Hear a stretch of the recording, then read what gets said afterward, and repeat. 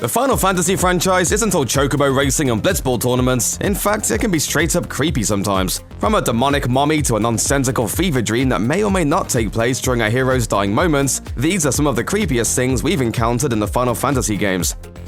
Final Fantasy VII was a revolutionary game, often held with absolute reverence for its storytelling, balance, and gorgeous visuals. Looking at it now though, it is absolutely a PS1 game, so the remake reimagining of FF7 is a hot ticket for a lot of gamers. Cartoony visuals and all, one scene that stands out from Final Fantasy VII as one of the creepiest the series has ever offered happens early in the game, when you find the blood trail in Shinra Tower. Your party awakens in holding cells. The doors open, the guard's dead, the floor stained with blood. As the ominous music kicks in, your party decides to follow the streaks that lead up to the top of the tower. It's one of the most tense scenes ever put into a Final Fantasy game, and the fact that the Shinra Corporation seemed like an unstoppable force only minutes ago adds to the creepiness. What or who is powerful enough to do this? Well... Good to see you, Cloud.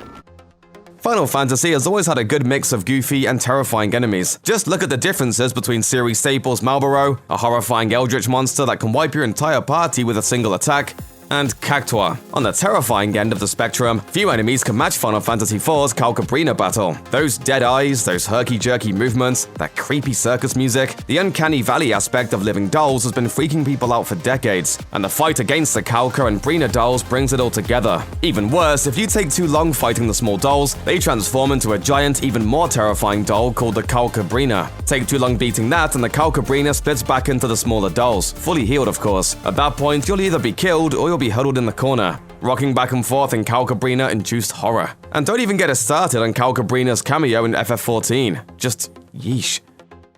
Final Fantasy VII is full of all sorts of weirdness, but this scene might be the one that takes the cake. When you invade Shinra Tower to rescue Aerith, you find that she is being experimented on by a Shinra mad scientist, Hojo. He wants to use Aerith as a research specimen, but apparently thinks the research into her Cetra genetics will take longer than she will live. Of course, he has a great mad scientist idea to fix that. He wants Aerith to give birth to a child that can live longer than that lifespan, so he plans on having her mate with Red 13. You see, Red 13 species is known for their extraordinary longevity. They are also known for looking like coyotes. You and your friends are just trying to enjoy a little JRPG, then you have to watch as Hojo releases a coyote into Aerith's cell and encourages them to start mating. Just gross. The Squall is Dead fan theory is tough to unsee once you've explored it a bit. It even has its own website. It practically has to be true! At the end of the first disc of Final Fantasy VIII, you attempt an assassination of the sorceress Adia in the middle of a parade. Just after you defeat her, she conjures up a gigantic icicle and fires it through the protagonist, Squall. Yes, through. When you start the second disc, Squall wakes up from his impaling icicle-induced coma and continues his adventure. The theory suggests that the icicle actually kills Squall, and the remaining entirety of Final Fantasy VIII is a bizarre hallucination or vision that he experiences during his dying moments. If you believe this theory, some of the strange dialogue and plot choices make sense, and it helps clear up some of the oddness of that bizarre ending. There's no indication that this canonically is what happens in Final Fantasy VIII, but there's a lot of evidence. If you ask the internet, the creepiest thing in all of Final Fantasy X is Tidus's laugh.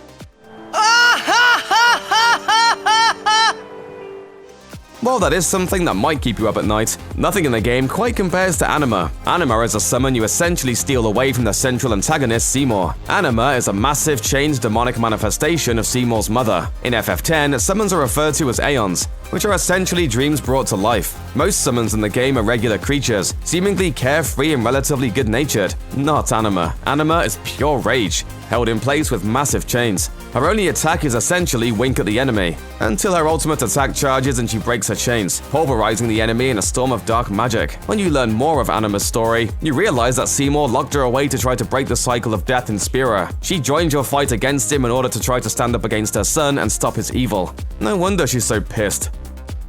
Check out one of our newest videos right here, plus even more SVG videos about your favorite games are coming soon. Subscribe to our YouTube channel and hit the bell so you don't miss a single one.